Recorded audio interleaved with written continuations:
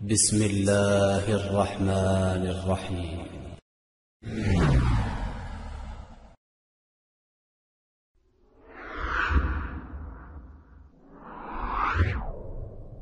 وما أرسلناك إلا رحمة للعالمين.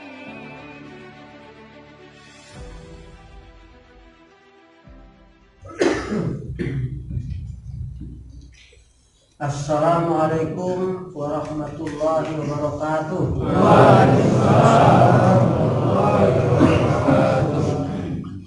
Alhamdulillah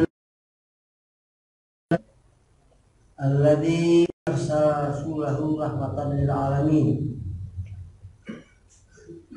wa huwa alladzi hadana ila siratil mustaqim yafuza fawzan fid dunya wa yawmal din. Wasyahadatu illa wahna wa habibina wa syafi'ina Muhammadin sallallahu alaihi wasallam wa ala alihi wasahbihi wa ala man ittaba'a bi ihsan ila yaumil. Qala ta'ala fi kitabil karim, a'udzu billahi minasyaitonir rajim. Wa ma khalaqtul jinna wal insa illa liya'budun.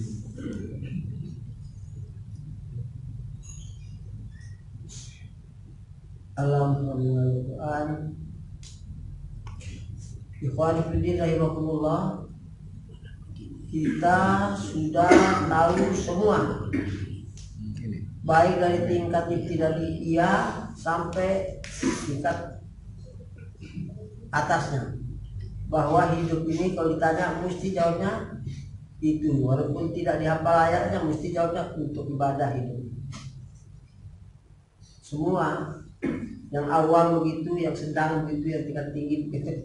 Tidak ada yang bilang kita hidup jin manusia diciptakan oleh Allah untuk selain ibadah, nggak ada. Semuanya paham. Masalahnya praktek ibadah itu apa? Ini yang menjadi persoalan. Cuma yang jelas dulu bahwa kita tidak dihidupkan di dunia ini untuk cari dunia, tidak.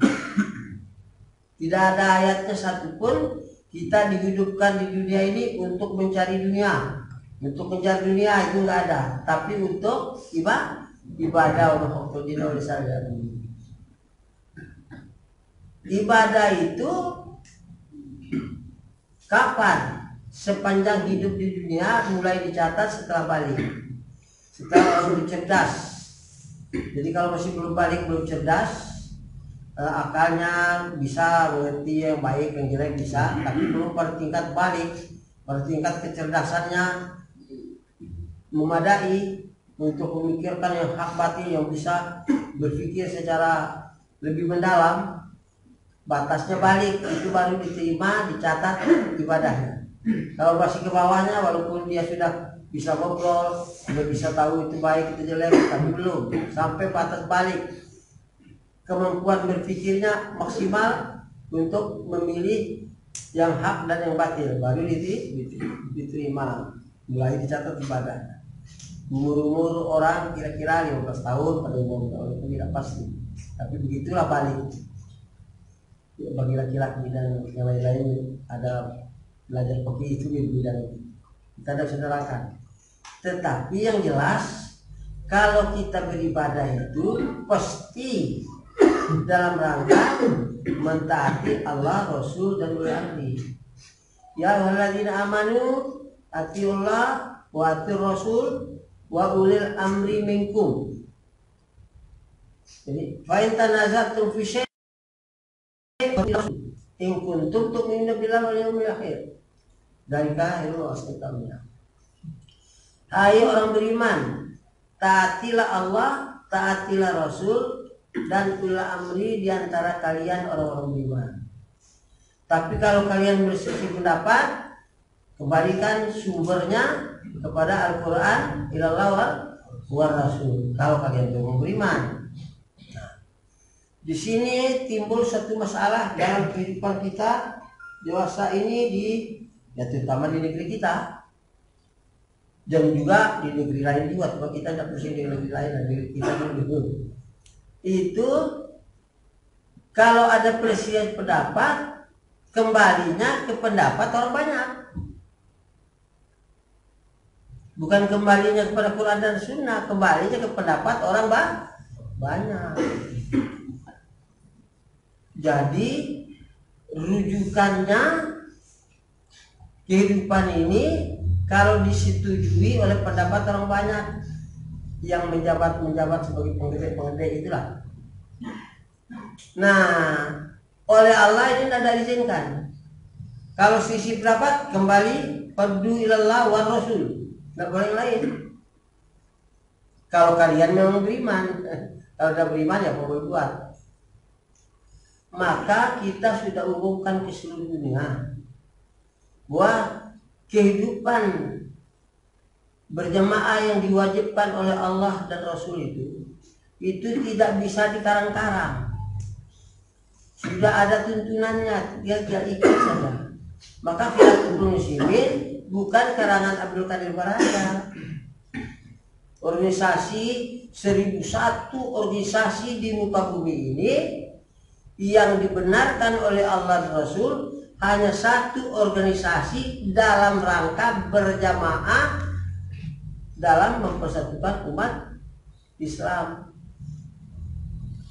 Organisasi yang lainnya nggak diterima. Untuk mempersatukan umat hanya satu organisasi yang dibenarkan Allah, organisasi dalam bentuk jamaah. Nah, punya ulama. Nah, organisasi itu dalam bentuk jamaah bukan organisasi yang dikarang orang, bukan. Disebutkan oleh Allah dan Rasulnya dan dibuktikan dalam sejarah beribu tahun. Yaitulah setelah Nabi, pelanjutnya adalah khalifah ditinggalkan oleh umat Islam.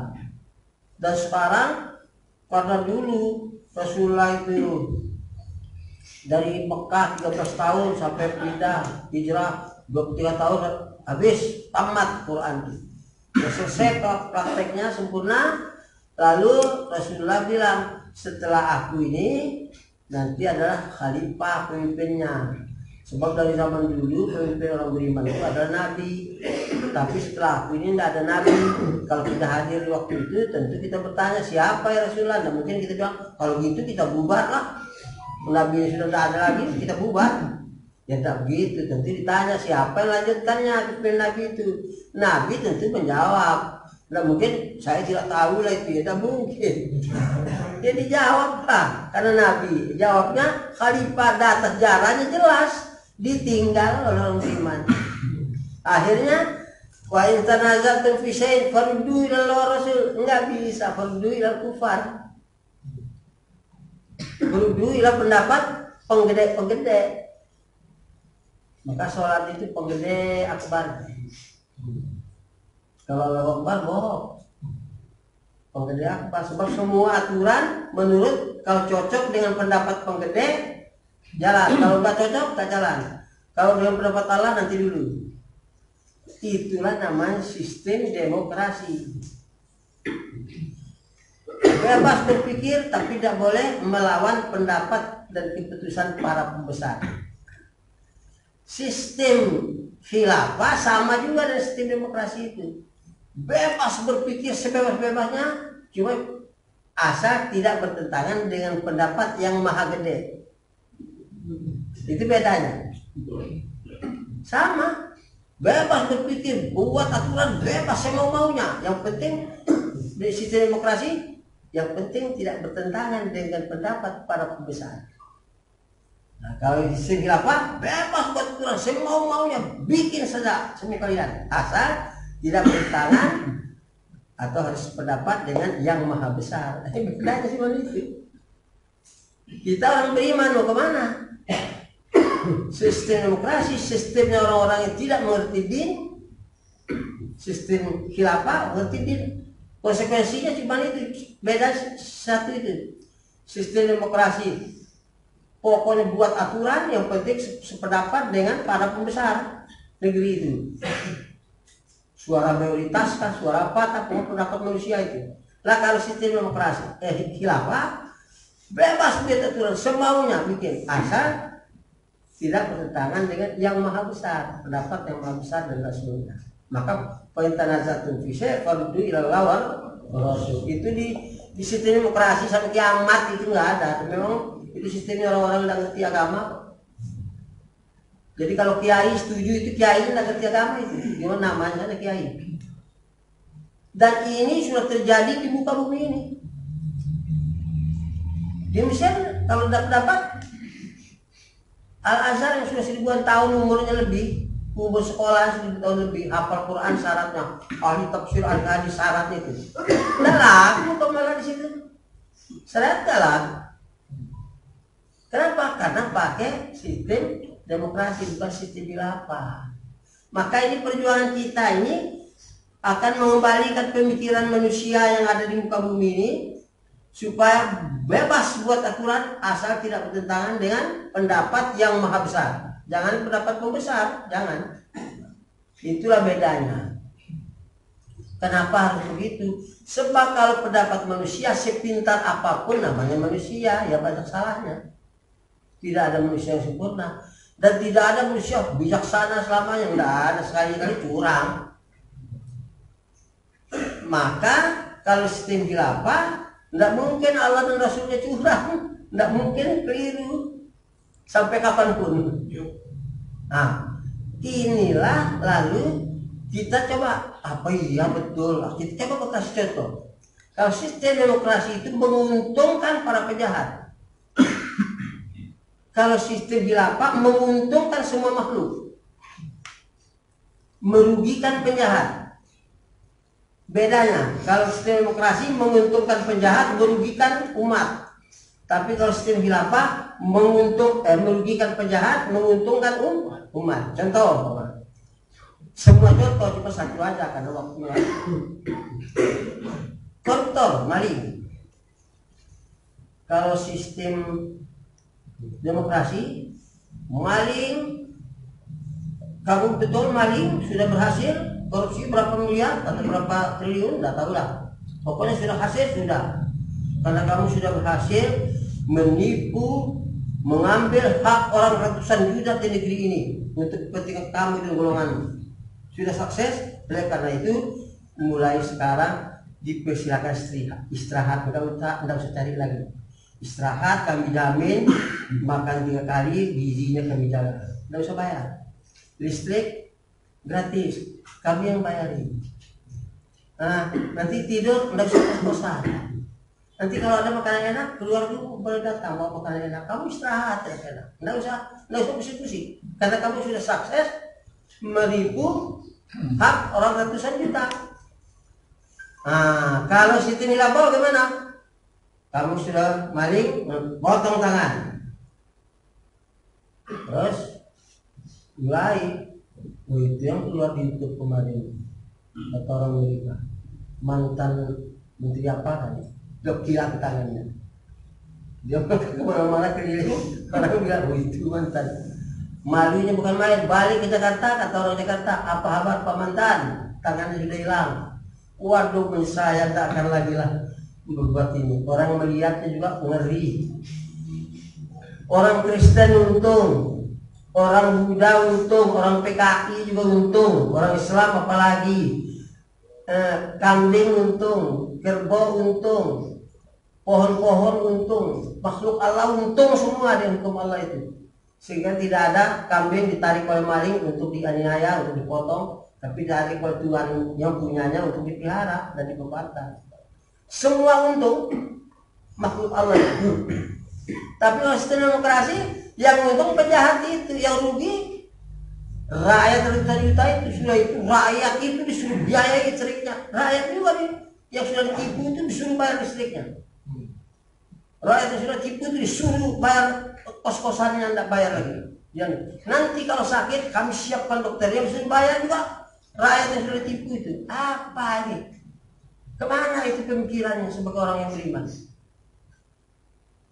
Nah, cuma kita ini tidak memaksakan pendapat. Orang mau ke neraka boleh saja. Kalau bilang siapa yang mau ke neraka silakan, mau ke surga silakan, bebas. Kita hidup sekarang ini untuk menentukan nasib kita di akhirat. Mau ke neraka mau ke surga, pilih. Bukan Allah yang milih kita, Allah nanti vonis. Kita yang harus memilih. Hidup sekali ini hanya untuk memilih 100 tahun paling lama, kuranglah 100 tahun paman. Mati gantinya ribuan tahun, tidak ada batasnya, selama-lamanya. Dengan hidup sementara di dunia ini, pilih surga atau neraka, itulah kewajiban kita. Kalau mau surga lewat ibadah, maka Allah bilang saking kasih sayangnya Allah, wa ma khalaqtul jinna wal insa illa liya'budun, supaya beribadat kepadaku. Korban, ibadah itu korban. Korban apa? Semua ibadah itu korban. Korban itu korban perasaan juga, korban waktu, korban tenaga, korban pikiran, korban harta. Pokoknya korban toh. Korban paling tinggi korbannya kalau nyawa satu-satunya dikorbankan juga untuk ibadah itu. Itu korban yang paling top. Kalau itu resmi dinyatakan sebagai mas kawinnya gadis cantik yang tidak pernah peot selama-lamanya. Kentutnya juga harum, nggak ada yang busuk. Wah, itu mas kawinnya kalau nyawa satu-satunya dikorbankan juga untuk ibadah. Itu mas kawin resmi untuk gadis cantik yang dapat peot sepanjang masa. Sekali tidak bisa lewat. Nah ini, lalu sekarang kita bicara seperti seolah-olah memaksa pendapat. Orang kafir harus beri bukan. Bebas saja, tapi ini suatu kewajiban yang harus disampaikan supaya kita diridhoi Allah. Kita praktek, di mana mungkin kita praktek, kita praktek. Kalau belum mungkin kita berjuang untuk mengajak umat sadar untuk berpraktek. Maka itu lewat dakwah.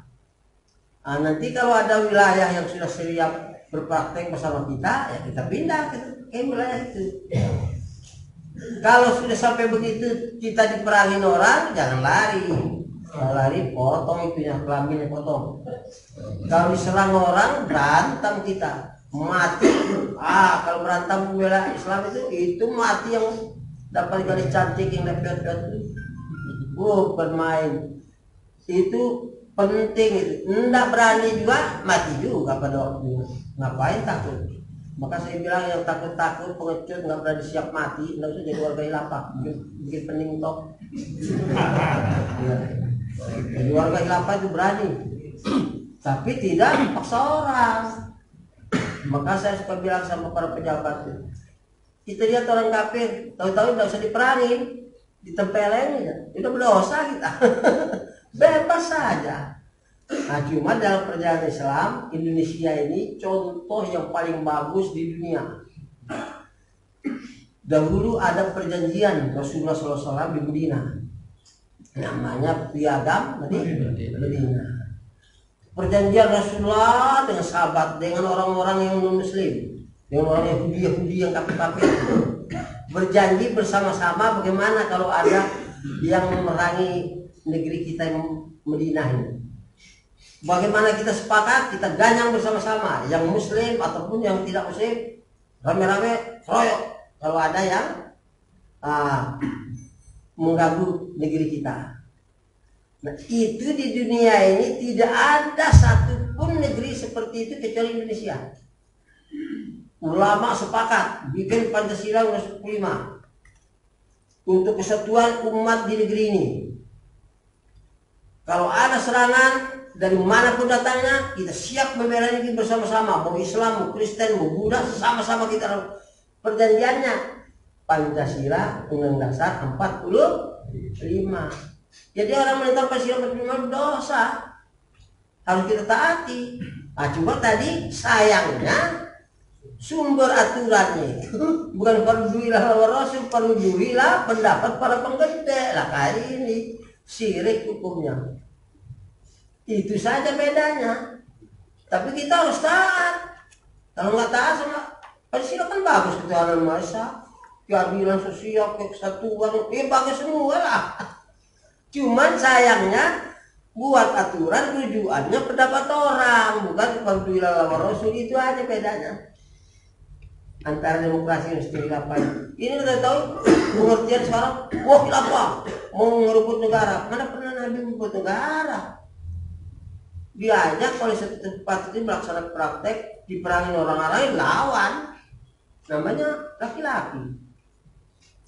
inilah pengertian khilafah yang sekarang ini lagi tenar-tenarnya ribut, yang mencela, yang mencuci, yang mencuci maki. Pokoknya sekarang ini lagi pol-polan mereka. Kita tinggal nonton saja. Kita yang sudah melaksanakan khilafatul muslimin 20 tahun, dia baru 2-3 hari kemarin ribut-ribut karena tidak paham apa khilafah. Maka saya bilang sama pejabat, sama dia sudah pendapat sama sama orang Kapolnas itu. Kompolnas. Sama saya bilang kalau mau aman, kalau orang ekstremis, orang dianggap apa? Radikal itu jangan ditangkap. Saya bilang yang begitu kan. Kalau mereka begitu, suruh daftar menjadi warga khilafah, aman negeri ini. Itu kalau ditangkap capek-capek tok ngebuang-buang buaya susah, belum tentu dia bertobatnya sudah jadi orang khilafah. Ikut ngaji, beriman, akhlakul karimah, bagus. Maka semua warga khilafah tidak hanya satu golongan, semua golongan ada. Muhammadiyah ada, NU ada, yang Ahmadiyah Tobat juga ada, yang Hizbut Tahrir juga ada, yang Talisat juga ada, yang Cina, yang Buddha juga ada, yang Cina Kristen juga ada. Daftar menjadi satu bersatu, kita jaga bersama negeri ini. Tapi kalau aturan harus pada ahlinya. Kalau aturan hukum ya tidak boleh diserahkan sama orang yang mengerti hukum Islam. Tapi hukum Islam itu menguntungkan semua.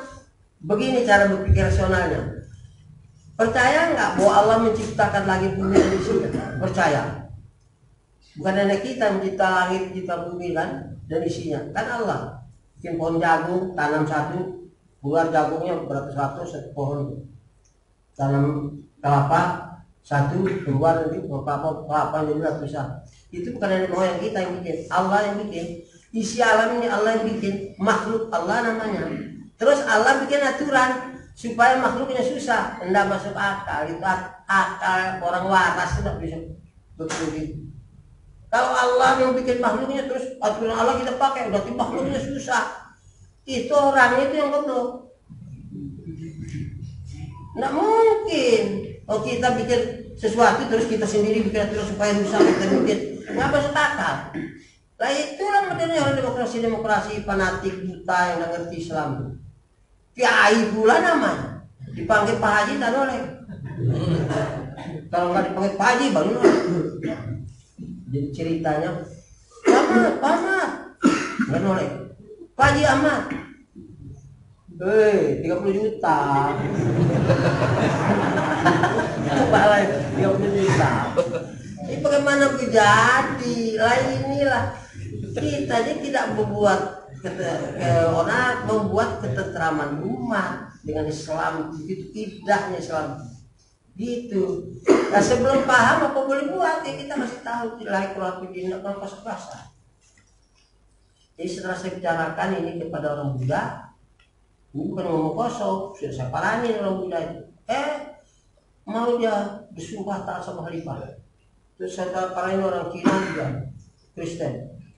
Akhirnya dia mau juga, saya kalau begitu Islam itu sedia saya bersumpah taat sama khalifah. Gitu. Ya sudah, nyatakan.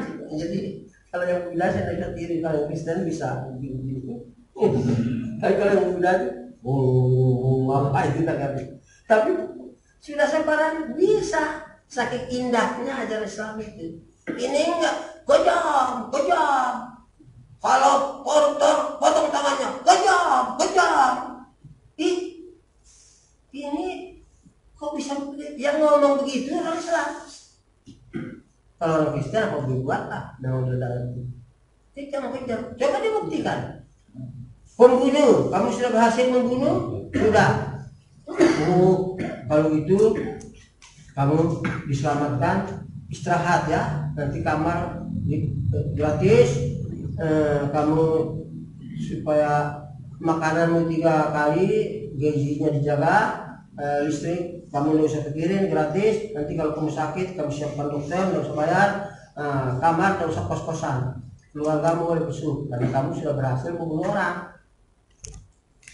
Terus nanti anak orang itu, bapaknya yang dibunuh umur 10 tahun. Begitu dia 20 tahun, bapak mana? Ibu atau Umi dibunuh sama itu. Siapa itu Pak Ani itu? Kurang ajar. Mulai siap-siap membunuh juga. Dia enggak. Dan darahnya bapaknya dibunuh. Dia juga mau balas, namanya dia juga manusia. Itulah demokrasi itu. Otak orang itu yang buat. Coba kalau menurut Islam, bunuh lagi. Datang hakim, karena Anda sudah jelas membunuh Pak Anu, maka Anda harus dibunuh lagi. Dalam Islam, Pak Hakim, kami keluarganya, anak istrinya kami maafkan, bebas. Tidak mungkin dia balas. Kalau dia mau balas, sudah dibunuh memang oleh hakim. Keputusan hakim dibunuh. Karena dia kasih saya, udahlah kami maafkan sajalah. Ala kadar dengan diri dia yang menurut keputusan terserah kami maafkan. Karena dia pengen jadi orang baik, sudah mati juga. Toh nggak dibunuh pun orang mati juga. Baik hatinya, dimaafkan. Nggak mungkin dia ngebalas, dong dia yang maafkan. Kalau dia memang mau balas, sudah dibalas dulu oleh keputusan. Siapa yang mana yang lebih bagus? Kok bagus pendapatnya penggede hukum itu? Fardu ilallah wa rasul, katanya Allah. Ini kiai fardu ilallah otaknya orang. Apa ini? Ini harus kita terangkan jelas. Maka kita tidak ada membuat gaduh orang. Maka kan kalau dari apa itu saya bilang tidak boleh demonstrasi. Kalau orang mau lahirkan lahir di mobil, kalau demonstrasi. Ya, kebunuh keburu. Nah itu kan bikin dosa aja. Oh ini apa? Ini hak asasi, hak apa yang mengganggu orang kok hak? Yang penting kita tidak membakar rumah, tidak merusak mobil. Ya tapi kan orang terhambat, orang mau ke pasar terhambat. Kan mengganggu. Jadi tidak usah besar demonstrasi. Cuma kita kasih tahu orang tidak mau apa boleh buat. Mau, mari kita tegakkan hukum. Tidak paksa. Kan indah betul. Lakum dinukum waliyadillah. 100% Kristen merdeka, 100% Buddha merdeka. Maka orang PKI pun kalau berhasil khilafah boleh jadi warga. Orang alam bilang mau kafir boleh kafir, kok kita tidak membolehkan orang kafir? Orang dia memandu neraka masuk, tapi hukum harus hukum Allah. Ini ada Pancasila 45 dengan kewajiban melaksanakan syariat Islam menurut kebodohan itu dianggap orang hebat, untung dibubari oleh pemerintah, dihapus. Kalau hukum masyarakat pada pemeluknya, begitu dia maling, potong tangan, oh saya bukan Islam, enggak, saya bukan Islam, karena berlaku syariat untuk orang penganutnya. Kebodohan itu untung dibubari, itu rezeki dari Allah. Coba tak diburuin, bisa kita. Ada orang berzina, wah kamu dihukum, wah saya bukan orang Islam, tidak jadi. Ada orang maling pertanyaan, wah saya bukan orang Islam, tidak jadi. Karena berlaku untuk pemeluknya.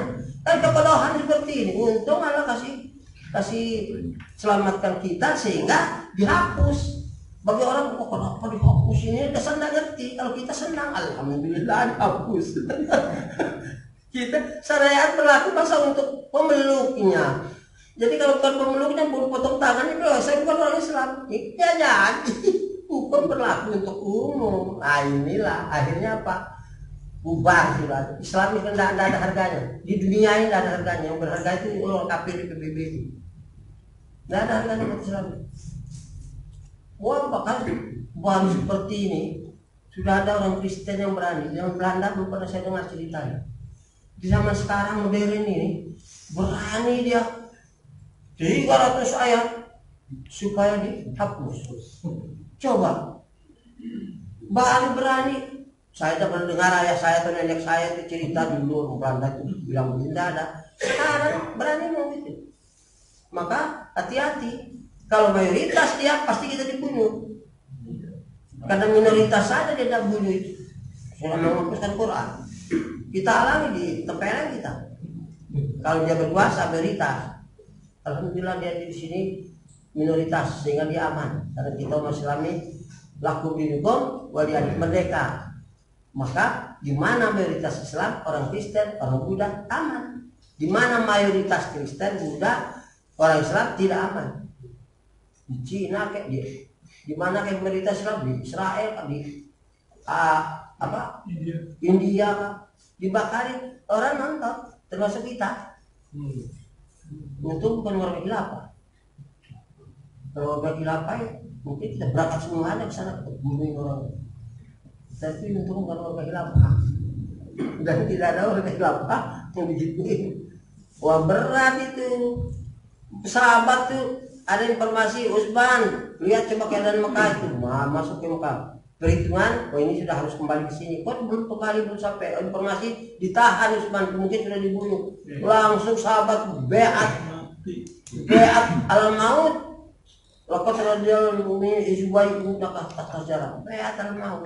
Mati satu orang, kita mati semua. Begitu buahnya. Nah, tapi begitu sudah mulai nyeleweng dari kehidupan, mulai perang sesamanya. Perang, dan itu pasti akan terjadi lagi seperti sejarah kekhalifahan Alamin Haji Nubuwah itu cuma 30 tahun. Jadi bukan Adon, bukan Jabariyah, tapi mereka karena pengerti mengaku khalifah juga, sebenarnya bukan khalifah, cuma ngaku khalifah juga sampai kekhalifahan itu Turki, sebenarnya bukan Adon, bukan Jabariyah. Tapi karena mereka, kalau mereka kita ngaku khalifah, orang Islam tidak taat. Kalau sekarang kalau kita ngaku khalifah malah nggak taat. Kalau dulu itu paham, kalau kita tidak ngaku khalifah, orang beriman tidak bukan. Ngaku khalifah juga bukan Adon, bukan Jabariyah. Sampai akhirnya itu Turki 24 itu. Lalu sekarang kehidupan orang kufar itu bang, ini bukan Jabariyah. Lah, bukan Jabariyah itu semua hukumnya Quran, hadis. Berjalan 100% atau tidak, tapi sumber hukumnya bukan pendapat orang, Quran hadis dan itu. Maka tetap disebut khalifah. Walaupun sebenarnya bukan khalifah yang benar lagi, sudah khalifah bengis. Tapi hanya ditaati, tidak boleh diberontak. Lah ini kita mau kita boleh tak kemana ini oleh kenyataan dunia ini. Oleh ulama-ulama segitu banyak, bisa kita di depan Allah berdebat. Salah masuk neraka, benar masuk surga, enggak ada. Ibadah mana keputusan minalkan ke Allah, Rasul bilang lepas dari ini tidak disebut ibadah.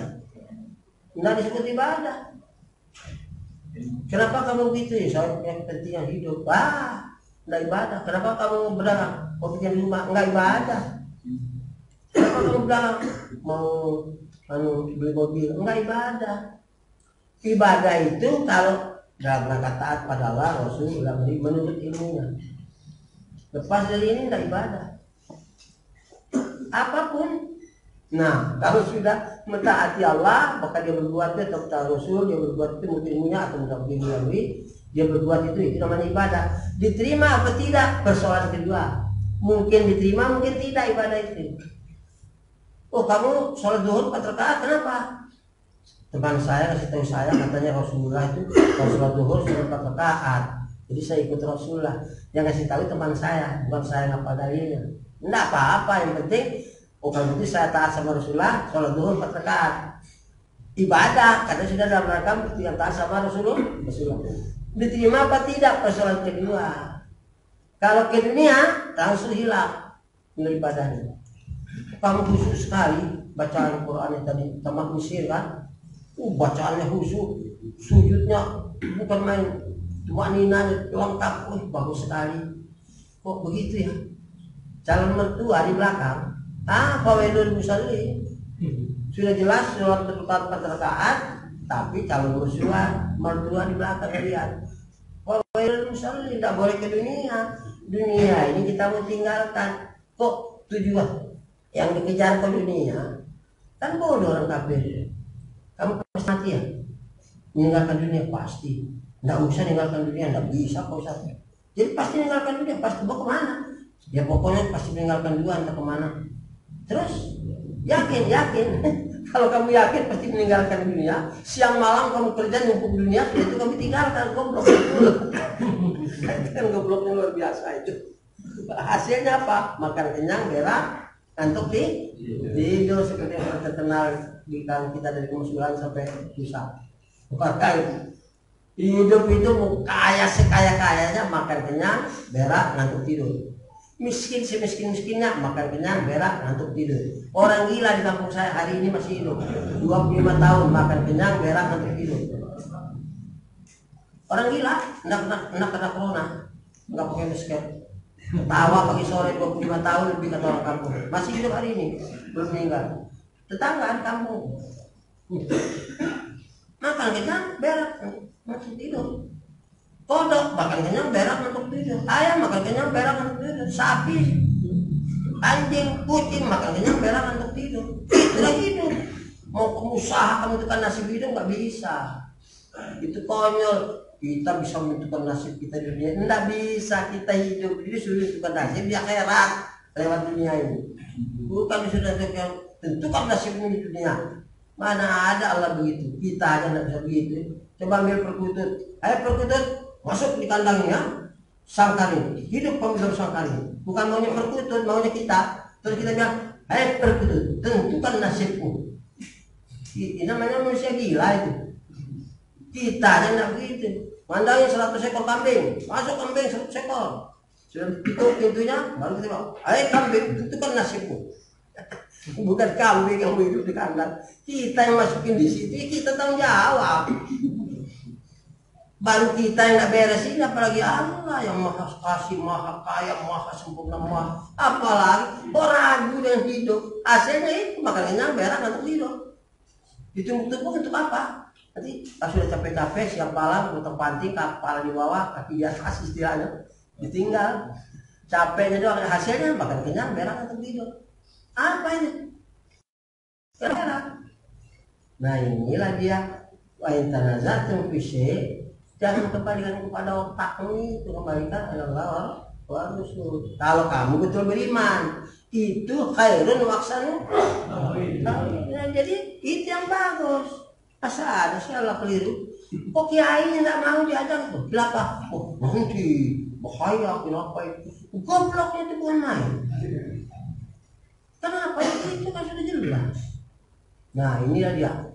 Maka alhamdulillah sekarang ini orang sudah ribut sendiri. Yang nyela ribut, bukan warga kelapa juga. Yang memuji silapa juga ribut, tapi bukan warga kelapa juga. Mereka ayo ribut sendiri. Mungkin ini Allah memberitahu kita, walaupun bisa aja kecil-kecilan, diam-diam, tapi rupanya Allah itu mengembirakannya. Oh dia tuh sudah banyak bicara hilafah itu, padahal kita belum pernah ketemu. Mungkin itulah rahmat Allah dari kerjaan kita yang tidak ada nilainya itu, tapi karena kita sungguh, ya nanti diberkahi Allah. Mudah-mudahan kalau ibaratnya 100 tahun ada perubahan, mungkin ini kalau 24 hilang, 2024 100 tahun ada perubahan lagi, mungkin ini. Maka saya bilang sama Densus, Pak Densus, hati-hati. Apa? Tunggu perang dunia ketiga, antum siap?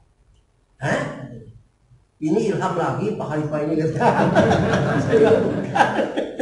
Itu dulu saya ngomong begitu, jadi belum ada bayangan-bayangan. Sekarang kalau saya ngomong gitu, iya kayaknya gitu. Sekarang dulu waktu saya ngomong itu tidak ada bayang-bayangannya. Juga saya sudah bilang begitu. Hati-hati perang dunia ketiga.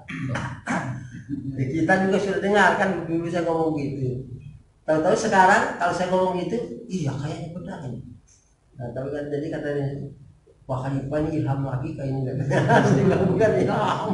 Pokoknya siap-siap tempur dan bilang jangan nggak bela Islam.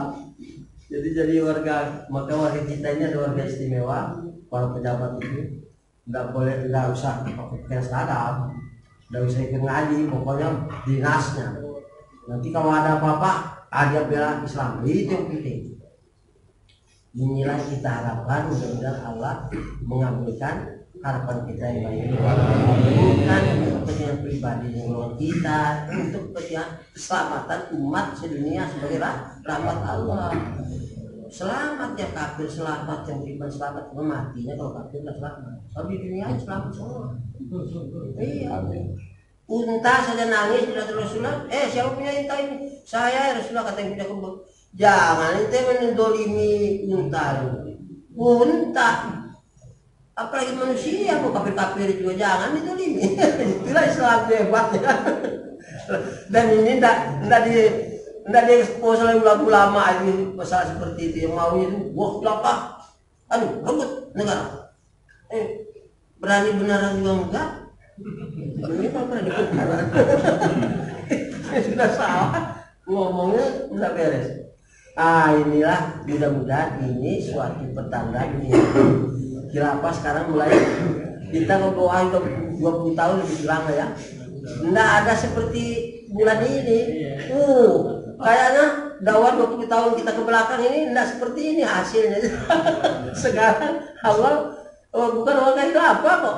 Pada terak khilafah. Yang anti juga ada golongan mereka juga. Saya bilang mudah-mudahan mereka tepuk sendirilah, kita tepuk tangan. Tapi kalau untuk menguasai negara ini, kita lawan untuk tegaknya ajaran Islam. Nah itu prinsip. Kalau enggak kita tepuk aja, berantem kalian biar kalian mati semua. Iya ngapain? Kalau enggak ada guna-gunanya. Kita cuma membela apa? Membela ekonomi. Sombong, wah ekonomi kayak apa? Hidup untuk makan. Cacing aja makan tujuh-tujuh nggak pusing. Iya, ini manusia. Katanya beriman. Nah, baiklah. Saya dulu karena ini ada bapak polisi. Video saya baru atas rahmat Allah. Saya bilang, tidak pernah berpikir kita menjumpa ini. Datang sendiri. Berjumpa itulah rahmat Allah. Malam ini siapa beliau saya juga tidak tahu dari mana. Kita kasih kesempatan. Cuma saya tutup dulu bagian saya cukup sekian. Nanti kalau sudah perkenalan apa ini dari mana kemana mau kemana apa tujuan segala macam terserah. Sudah itu baru tanya jawabnya di akhir dia saya kembalikan dulu kepada pembawa acara dan saya tutup, saya akhiri. Mudah-mudahan apa yang saya sampaikan itu berdiri ibadah dan berbekas untuk menjadi sikap jiwa kita masing-masing dalam rangka memperbanyak ibadah, meningkatkan iman kita sehingga kita diridhoi Allah dari dunia sampai akhirat ketemu lagi. Walhamdulillah. Assalamualaikum warahmatullahi wabarakatuh.